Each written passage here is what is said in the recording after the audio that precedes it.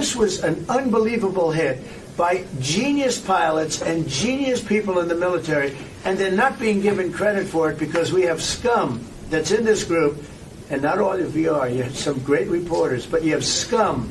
CNN is scum. MSDNC is scum. The New York Times is scum. They're bad people. They're sick. And what they've done is they're trying to make this unbelievable victory into something less. Now, even they admit that it was hit very hard, okay? But it wasn't hit hard. It was hit brutally, and it knocked it out. The original word that I use, I guess it got us in trouble because it's a strong word. It was obliteration.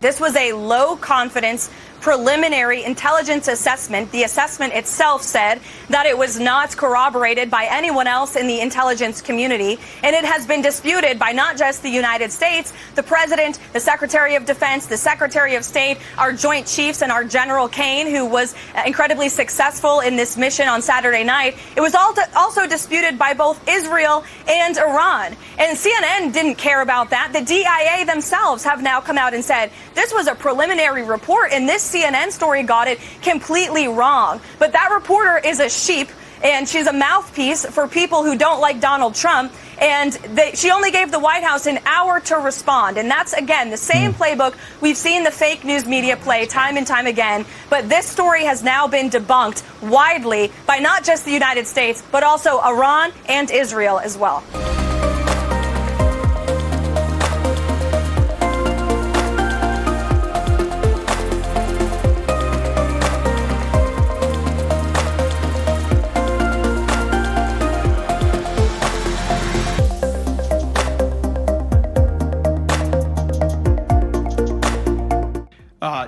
There's a reason the president calls out fake news for what it is.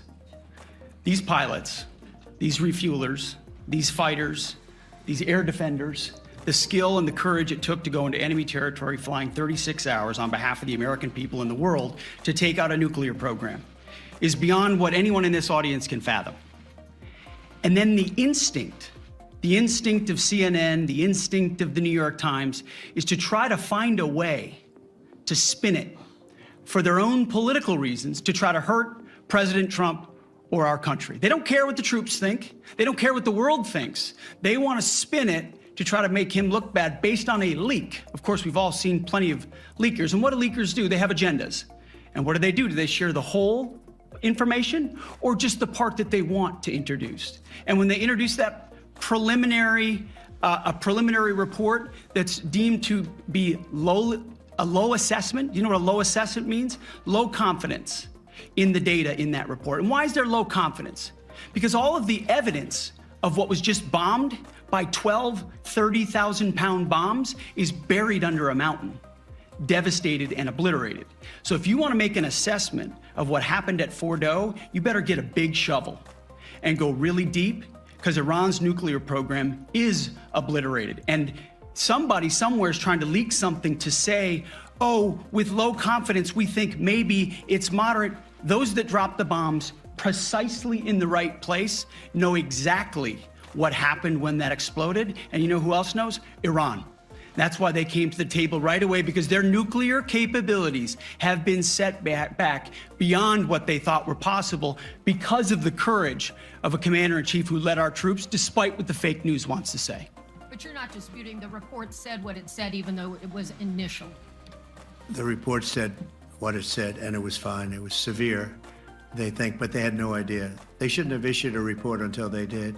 But we've gotten the information. I think Pete said it better than you can say it. And you know, you should be proud, you, especially you, should be proud of those pilots, and you shouldn't be trying to demean them. No, those pilots flew at great risk, a big chance that they'd never come back home and see their husbands or their wives. Let me just tell you, you and NBC, fake news, which is one of the worst, and CNN, New York Times, are all bad. They're sick. There's something wrong with them. But you know what? You should be praising those people instead of trying to find some. By getting me, by trying to go and get me, you're hurting those people. They were devastated. You know, I got a call from Missouri, great state, that I won 3 times by a lot. And I got a call that the pilots and the people on the plane were devastated because they were trying to minimize the attack. And they all said it was hit. But we don't think it was really maybe hit that badly. And they were devastated. They put their lives on the line, and then they have, and I'm not referring to you, but real scum come out and write reports that are as negative as they could possibly be. It should be the opposite. You should make them heroes and heroines. You should make them really people that they were so devastated when they heard this news. And you know what they said? One of them, I spoke to one of them, said, "Sir, we hit the site. It was perfect. It was dead on." Because they don't understand fake news, because they have a normal life, except they have to fly very big, very fast planes. But it's a shame. You should be making them heroes.